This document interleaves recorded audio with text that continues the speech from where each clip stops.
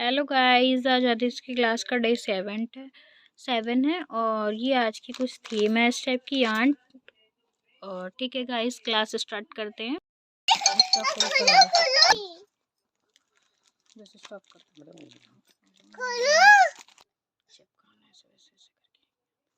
पूरा ऐसे नहीं डालना बेटा, एक एक ऐसे ऐसे स्प्रेड करना, ऐसे छिड़कना इस पे।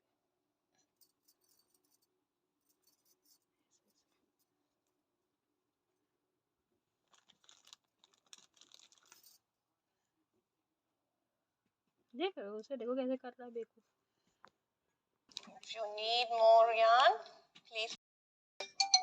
That's my activity hand finger, sheet.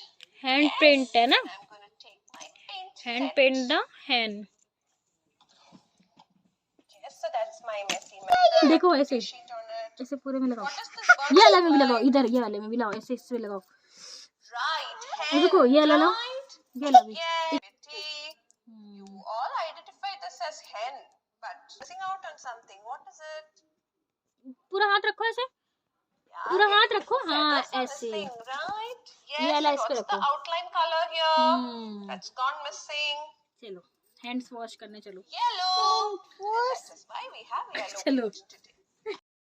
Bye bye guys. अगर आपको आदिश और आदिश की क्लासेस अच्छी लगती हैं तो चैनल को लाइक करें, शेयर करें और सब्सक्राइब करना बिल्कुल भी ना भूलें। बाय बाय, फिर मिलते हैं एक नई क्लास के साथ। White smile. It's time to say goodbye, my friends.